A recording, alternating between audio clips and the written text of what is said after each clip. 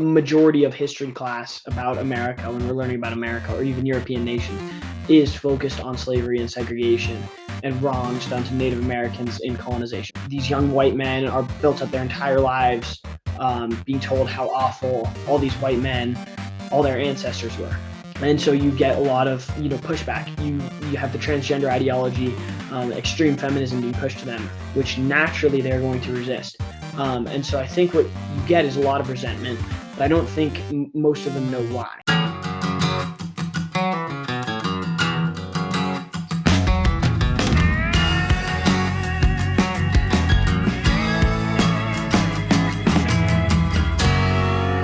Welcome once again to the Conversations That Matter podcast. I'm your host, Jon Harris. Well, the Zoomer generation, of course, has been in the news quite a bit because let's just say the boys are a little more right-wing than the girls. At least that's what the stats seem to indicate to us. Now, there's a lot of other factors we can discuss in relationship to that, but I will tell you there was a situation that happened not too long ago that might reinforce, if it's representative, that line of thinking. And that is a clip. I believe I actually played it on the podcast over a week ago of a young man named Jeremy Carl. He is a junior in high school. He's 17 years old. And he is at a TPUSA event talking to Vivek Ramaswamy. And if we're going to talk about him and to him, but if you want to check him out, I just want to mention this up front. It is at WFCJRC. WFCJRC on X. You can check him out there. So without further ado, welcome to the podcast, Jeremy Carl. Appreciate having you. Hi, thanks for having me. Yeah. And some of the folks in the audience would recognize your name just because we've actually had your dad on before. And he's wrote the famous book now about the unprotected class and what's happened to the descendants of Europeans in this country and how the civil rights legislation and all of that has affected them. But you know, you had this great moment, and I just want to highlight it, where you questioned Vivek Ramaswamy, and it was really piercing. You did a great job. You went back and forth with him. Before we play the clip, were you nervous? Initially I was nervous, but obviously just through prayer and meditation on the Lord's word, I was able to kind of calm myself, or the Lord helped me to be calm in that moment. Was this in Montana? Where did this happen? Yeah, it was at Montana State University here in Bozeman, which is a city in the southwest corner of the state. It's one of the more culturally influential cities in Montana. So, yeah. And I don't know how far that is in relation to where you live. Did you have to travel to get there to question him, or did you just happen to be there and you decided to go to the mic? No, I live in Bozeman, so it was like a 20-minute drive to the event. So, yeah, it was right in my backyard, I guess. Yeah. And so you were there. I'm assuming you were in support of, I don't know if he was the only speaker, but you were there as a spectator, and then you just thought you would ask a challenging question. Yeah, I mean, I kind of went with the intention to challenge Vivek. I was there to support the conservative movement as a whole, and our governor was there as well, and I was there to support him, but not there to support Vivek, I would say. Gotcha. Okay, so you did actually have an intention when you went to the event. You wanted to ask him the question we're going to play in a moment. Yeah, essentially, I hate to say it, but I was almost looking for war. Like, I wanted to kind of embarrass him almost on a big stage. Like let the truth be said. Now, some people might say that's a little mean. I say, here's what I'd say. It's like it's out of love. It's love for the people of America, love for him that the gospel is declared to him, and love for the people of America that I would call out one of our leaders, especially one of our conservative leaders, on kind of one of his issues. So yeah, people would say it was mean. A lot of people would also have been saying that about Jesus when he was doing what he did. So good point. Good point. Well, we are going to play the clip, and today on the 20th of October, I don't know if I'm pronouncing it right, but it's Diwali. It's the Hindu holiday. So I don't know if Vivek has made a post about that, but I know some other. He has? Yeah, him and Cash, all of our, our good buddies on the right, Our Hindu representatives, yeah. Exactly. Or government workers.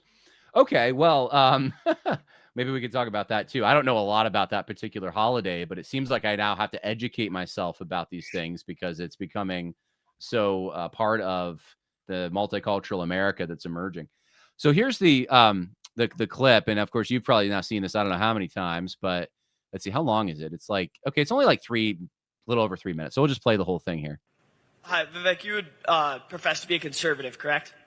I'm a proud conservative. If you are an Indian, a Hindu, coming from a different culture, different religion than those who founded this country, those who grew this country, built this country, made this country the beautiful thing that it is today, what are you conserving? You are bringing change. I'll be 100% honest with you. Christianity is the one truth. Jesus Christ is God, and there is no other God. He is part of the Holy Trinity, and any other God is a demon, and it's false. How can you represent the constituents of Ohio who are 64% Christian if you are not a part of that faith?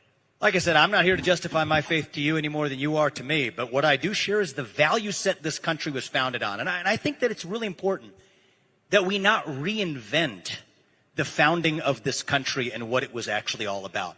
The founding fathers, they had an opportunity to write a religious code just like most other nations in human history.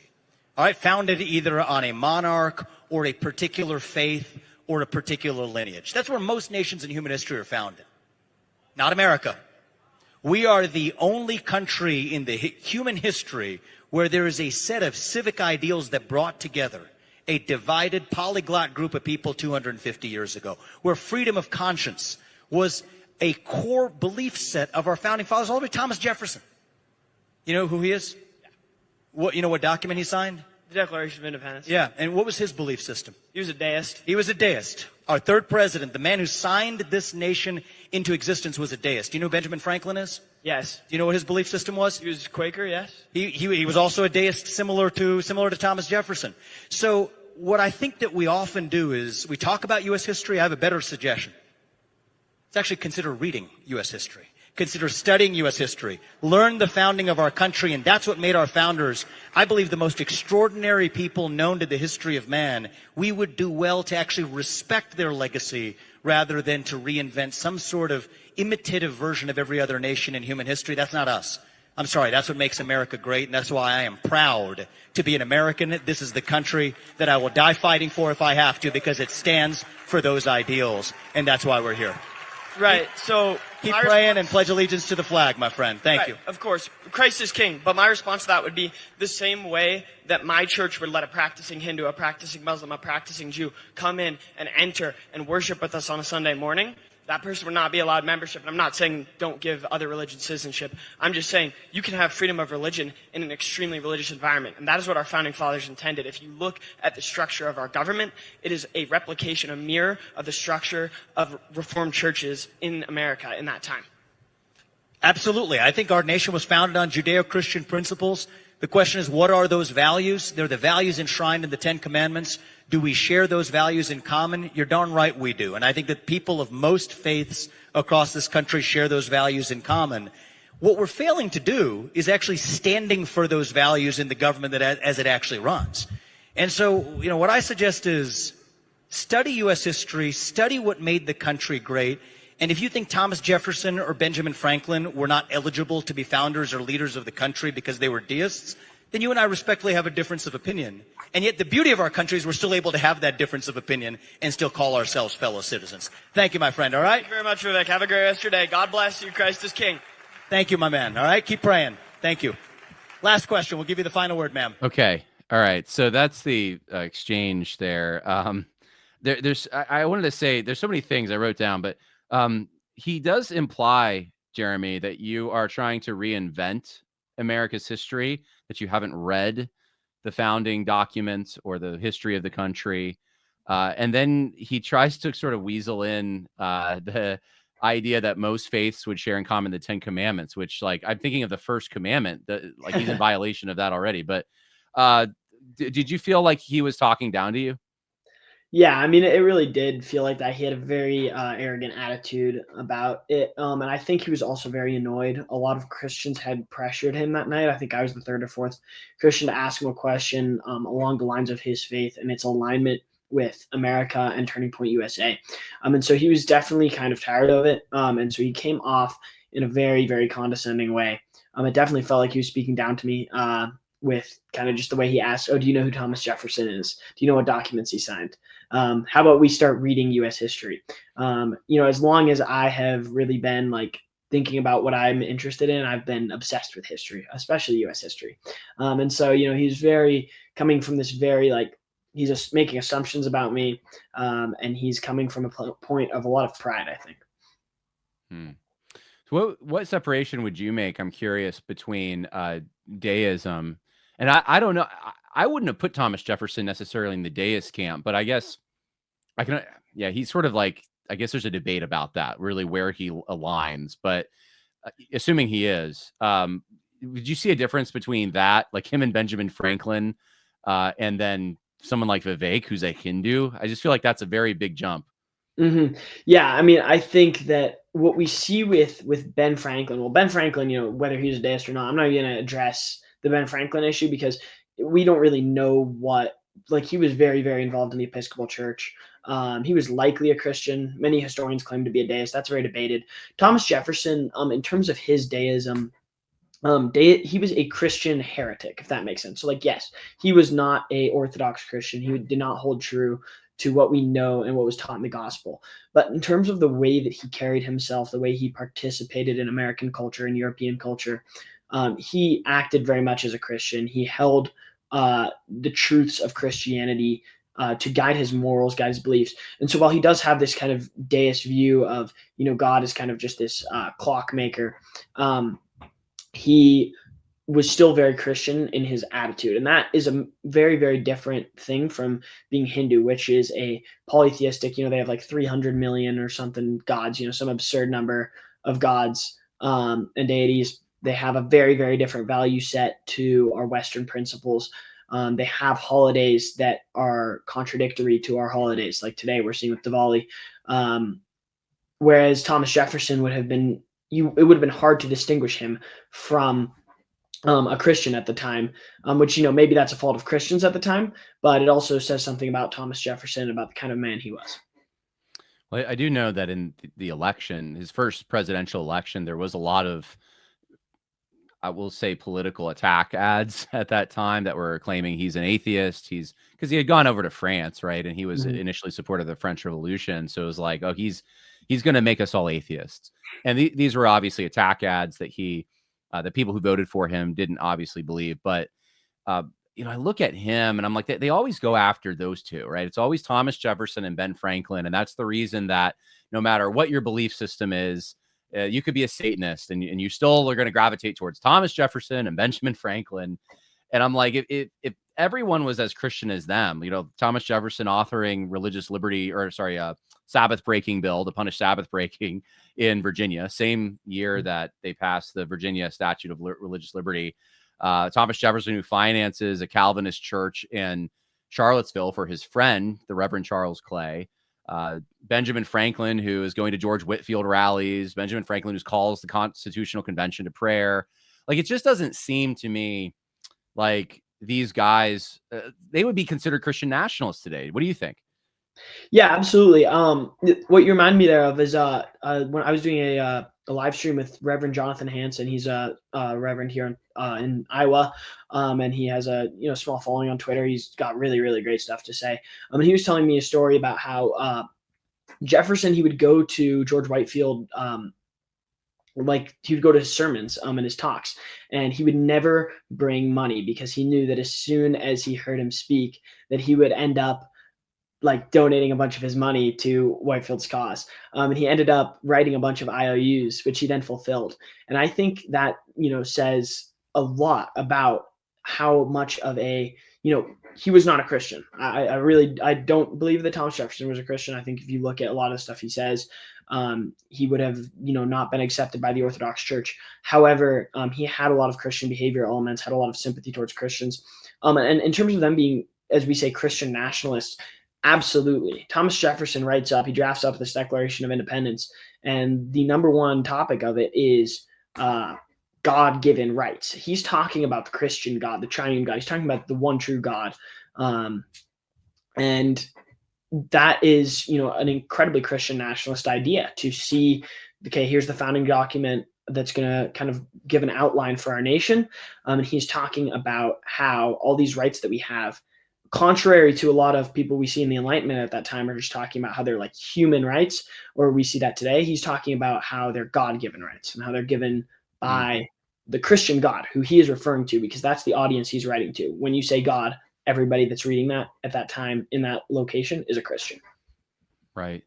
Vivek being a Hindu and then trying to run for the governor of Ohio, I wonder what kind of answer he could have given you that would have been satisfactory, or if that's even possible. Because essentially his answer is that America is not a particular religion or lineage or people. It's this universal thing. Maybe he would say particular people, but it's only because they're held together by these universal ideals that are, I guess, accessible and common to everyone on some level.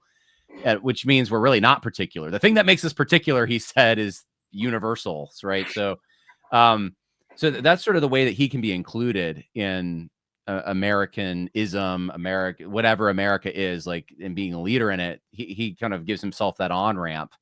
But what is there a way that he could have satisfied you? What if he said, "I realize I'm out of step, and I don't want to change anything about the character of the United States. I do have a different religious belief, but I'm going to try to respect the character of Christianity that existed here." Would that have helped you? Or no, I honestly, to be perfectly honest, it wouldn't have. I originally had kind of planned on asking him a bit more of an aggressive question. I was basically going to say, if you love this country, you will repent and turn to Christ, or go back to India, where Hinduism is an accepted religion. And that obviously would have came off very poorly, so I decided not to. A little provocative, yeah. Yeah, very provocative. And the satisfactory answer to anything that I'd mentioned him is that actually recently I've been since Charlie's death, very heavily influenced by a lot of Christian people that I know. And I have now rejected Hinduism and am taking major steps, and I'm now attending church every Sunday.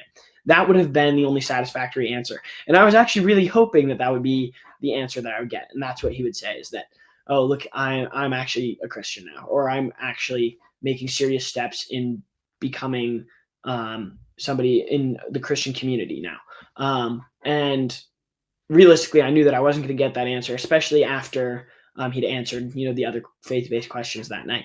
But that would have been the only satisfactory answer, because as we see at the end of the day, is the fact that Vivek is not Christian, even if he were to try and kind of adapt this more Christian culture, which we see him try to do when he's talking about there being, one God that, is fundamental to the foundation of this country. He is a universalist. He's a globalist, or he's talking about all these things of like different religions having the same shared values, which is simply just not a true statement. But we see that reflected in politics, because he's going to be obsessed with policies that go against America first. And it's going to hurt us. And so we see that it's more than just him not being Christian. When you're a Christian, it affects every single part of your life and your belief system and your politics and all these things. And it should, and that's how it should be. And so when you're another religion, it also does the same thing, except it affects you in a very negative way. And so that's what we see with Vivek, is he's not hard on immigration like we'd like him to be, because he's influenced by this kind of idea that he's this like globalist Hindu who wants to be accepted by Christians, wants to be accepted by Hindus. And he's, like, 10 commandments, but God, Jesus Christ is not the Messiah. So let me ask you this. Are you in your room right now? I am, yeah. So you got the Thomas Cole's Course of Empire, the third painting in that series behind you. And then you also does he is Thomas Cole fan? Yeah, he is a huge Thomas Cole fan. He showed it to me. He got it for me for Christmas or something a couple of years back. Oh, Thomas Cole is my favorite painter. He's actually from the Hudson Valley, I'm sitting in the Hudson Valley. He's about, he lived about an hour or maybe 45 minutes north of where I am. So, and in fact, if you look behind me right there, that my book, Against the Waves, that's a Thomas Cole print that's on the cover. Beautiful. So we match. But you also have the Know Nothing Party flag there. Native Americans beware of foreign influence. So I picking up on, I don't know, like maybe like, do you think that we're in a dire situation right now? Maybe that's Thomas Cole's painting would suggest, and that we need to kind of like dump foreign influence. Is that the message you're sending? Yeah, I mean, just about. I think we're seeing a massive negative impact from the foreign influence we have in this nation. And obviously, the nativists in in the Know Nothing Party at the time when that flag was first created, maybe more racist than I would have liked. But they had the general right idea in that America is a Protestant nation with Protestant foundings, and that's something we need to defend. And we need to beware of any influence that's coming from another country, and because religion is so impactful in culture. And so what we are seeing in America is allowing foreign influence to infiltrate our politics and infiltrate our culture has led towards what we're seeing to be a very, very dire situation in the United States. Now, you're a junior in high school. At your age, what could people are probably wondering, like, what possible threat have you experienced that would make you think these kinds of things? Is it just study in history, or have you noticed something on the ground reality in front of you that has made you just think, oh no, we're in a bad situation? Yeah, I mean, so I go to public school, and so I see just about the worst of it. You get apologetic white liberal teachers who make their entire agenda, especially in history class, about just white guilt. And then obviously on the ground, a lot of my classmates are just people who've just been brainwashed, even the conservative ones, so heavily brainwashed going up through the public school system their entire lives. And so I think what I'm concerned about is just the establishment is so far left, and they are so unashamed of using the power that they have. We have in Montana, right? Montana, Yeah. a lot of you guys consider it to be a super red state. It is a super red state, and I am in a university town in Montana. However, there's no reason in which Montana schools should have pride flags hanging from them. No school should have a pride flag hanging from them. But I think to me that truly is a good representation of how bad things are kind of getting. Is that's something that's totally normalized and nobody cares about. Like, and I'll bring it up and to my conservative friends, and they're not really bothered by it, and it's very, very concerning. And so, yeah, we see that in Montana. There's a lot of transgender kids, like kids in public high school in a state like Montana. Once again, super, super weird that we're getting that out here. I can't even imagine what it's like in other states and super blue states. And they're affirmed by teachers. They have clubs that are organized and run by teachers. We have sections of the library that are pushing that agenda. And so, yeah, on the ground, I see a very left establishment, and they're completely unashamed to groom children essentially towards their agenda. So let me ask you this, because you're a Zoomer. I mean, I guess you would be, right? You're on the sort of younger end of the Zoomers. I'm on the young end of Zoomer, yeah. Yeah. So Mark Mitchell reached out to me today from the Rasmussen poll, and he said that there's a new poll last week that's showing that only 18% of Zoomers identify as very religious. And I keep getting mixed polling data about Zoomers, right? So I get this polling data that says Zoomer males are very right wing and more conservative, essentially, and the Zoomer females are like radical left. But then I also get things that seem to indicate that Zoomers as a whole, including males, are more socially liberal when it comes to things like sexuality and abortion. And that the religious element of it has really gone down, despite the fact that we have record numbers of Bibles being sold. And it's just like there's a lot of contradictory stats, and it's hard to make sense of what is really going on nationally. You're in a red state, you're in Montana, although it's a college town. Sounds like what you're saying is that the folks, even the males in your cohort, tend to be more liberal. Yeah, you get a really, really interesting ideology because, as you point out, like I think I would describe my generation, at least the men, as socially conservative, but not religious. And it kind of all ties back to this idea of like, we can't really have conservatism without Christianity, because what you get these people who, they're unashamed of like, playing around with racism. That's not good, but it's considered a right-leaning ideology. They find the whole transgender thing weird. Those transgender kids that exist within our school are very socially outcast. They are resistant to these things, but they don't have a religious grounding. And so they end up being soft on abortion because to them, it just doesn't seem like a big deal. It's like, yeah, I want to go sleep around. I want to go to college and just have sexual polygamy, and just kind of go crazy, do all this stuff and live a very unholy life. And it's kind of like it's the Sydney Sweeney conservatism, if you know what I mean by that. Like when that Gene Yeah. ad came out and everybody was celebrating, and I was like, wait, hold on, guys, this isn't like this isn't a win. We don't. This is like the sexualization of America. Like this is not a good thing. Why are we celebrating this? And so that's exactly how I'd kind of describe our youth is, I think conservative leaning, but on certain topics, because they have no religious grounding whatsoever, they go left. And I think what we're going to see is that if we don't get a stronger religious hold of my generation, that they are going to start to go more left. Even though right now they are definitely willing to be very far right. And so I think the key to that is going to be kind of reaching out religiously to these guys with a true strong faith, because the Christianity that a lot of these guys are connected with is a very, very casual, normie evangelical type faith, which is like super popular, especially in Bozeman. I'd say like 90% of the Christians I know are plugged into a church along the lines of like smoke machines, laser lights, electric guitars, Really? TED Talk sermons. Yeah, I mean, and that's at least in Bozeman, school. Montana. Yeah, it's Huh. interesting.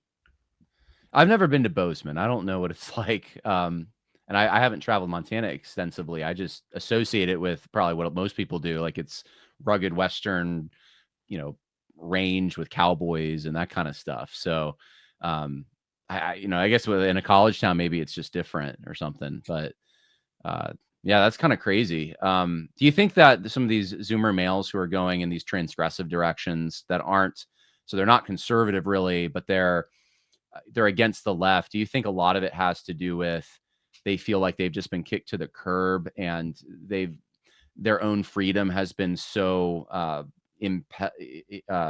restricted by, for example, like leftist policies or campaigns like transgenderism? They see those people being platformed and they'll never be platformed because they're white males, right? And so it's sort of like a bitterness against that, but without the positive vision for like what should society look like. It's more just like a lashing out. Yeah, there's a lot of bitterness and very little answer to that bitterness. So I think a lot of these guys know that they are angry at the establishment. A majority of history class about America, when we're learning about America or even European nations, is focused on slavery and segregation and wrongs done to Native Americans in colonization, all this kind of stuff, stuff that the left loves to rave on about. And so these young white men are built up their entire lives being told how awful all these white men, all their ancestors were. And so you get a lot of pushback. You have the transgender ideology, extreme feminism being pushed to them by women in leadership, which naturally they're going to resist. And so I think what you get is a lot of resentment, but I don't think most of them know why. And as soon as you introduce the answers to them, you introduce Christianity and you introduce it as what it truly is. You don't change the truth. You don't change the gospel message to be more palatable to our culture, but as the radical countercultural thing that it is. And it makes sense to them and they're drawn to it. And so I think that's really what the answer for these kids is being introduced to true Christianity, as I was getting at earlier. But yeah, what a majority of the anti-woke sentiment is among my generation is really just resentment towards the establishment, because they just have been beat down their whole lives and told how awful they are their whole lives. And other people have been pushed up while their demographic has been continually pushed down. And so, yeah, that's what you get is a lot of resentment. What makes you different? I mean, you knew what you were talking about when you talked to Vivek on that, as far as your history is concerned. You are very pro-Christian. Do you think your parents are the main reason for this? Or, I mean, obviously in God's sovereign plan, that's, what happened and he chose you. But do you think that there's, another factor? Like, I'm just kind of curious. Yeah, I mean, my parents definitely have played a massive role. My mom is like very, very roots deep in American heritage. She's not incredibly conservative, but she's not a liberal or anything. And so she kind of raised me to just be culturally aware and culturally classy. And my dad is obviously a very, very conservative guy. He's very involved in politics. And, from a young age, we were kind of like, it started out with, here you are in this super liberal town. We're originally from California. and he was kind of just counter indoctrinating me almost, I'd say, because the indoctrination at school, at an elementary school level, was so absurd. I still have distinct memories about that to this day. And so he would kind of, teach me a lot about politics. And when we moved out here, we got plugged into a really solid church, and a lot of guys in that church have just been able to pour into me a lot spiritually, just help me grow in the gospel. And then also online influences as well. People like Doug Wilson, people like the guys in Ogden who are, obviously going through a lot right now. Andrew Isker and CJ Angle, listening to those guys, what they have to say, has also been super influential with me. But yeah, it all kind of started with, from a young age, my parents were teaching me what is good, what is right. Here's how to behave. Here's how to carry yourself. Here's what's kind of like weird and honestly not okay. And so I think that's the foundation. Is from a young age, I kind of had a base understanding, and I was going against the culture, even in a public school setting in a super liberal town. Gotcha. So combination of things, it sounds like. Yeah. You said you're really interested in history. Do you want to continue into college to major in history? Or what are your plans for the future? Yeah, I mean, we'll see. I obviously am really interested in history, but I think that can manifest itself in a lot of ways. And so I'm honestly not really sure yet. If you asked me kind of before this whole thing happened, I would have been pretty set on, I want to plant a super, super solid church somewhere in Montana. And I'm still definitely set on that goal, but also I'm looking towards political horizons. I mean, the two are not, they can both be a part of your life. And so I don't know, but something along there, maybe going to college, it just depends. I would hate to waste 4 years and get a degree that I don't end up using.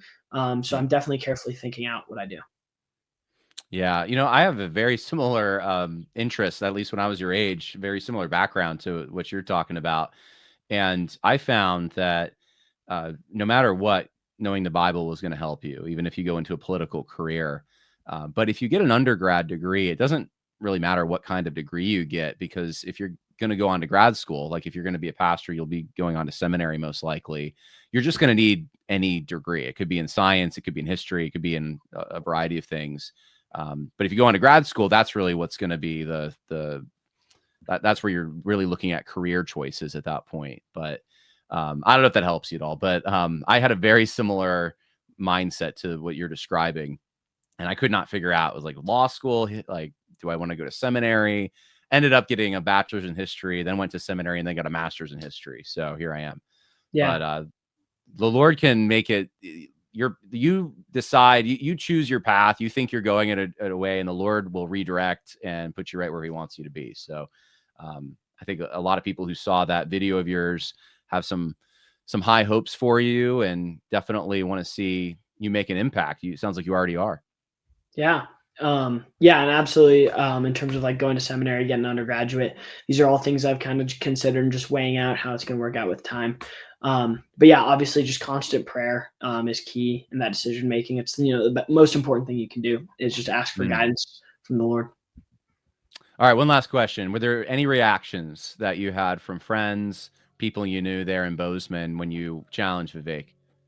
Yeah, I mean, I got a lot of support from people at church, which was really cool. And also just a lot of my friends at school have thought it's pretty cool that, I mean, I gained a little bit of a following on social media. I'm trying to stay like super low key about it, just because I don't want it to be a huge thing. And yeah, I mean, I haven't really gotten any negative reactions, thankfully. I don't think people who would react negatively would kind of really approach me. I'm kind of known to be very activist about my political and religious beliefs at school. And, they would hate to kind of cause a scuffle. So, yeah. Yeah, because you're not going to back down. Yeah. Oh, absolutely not. Well, that's very cool. Well, I would recommend people who are listening, if you are on X, at WFCJRC, at WFCJRC, that's Jeremy Carl's social media profile, and I'm sure you can message him or comment on his posts, encourage him there. Thank you, Jeremy. Really appreciate it. Yeah. Thank you so much for having me on, John.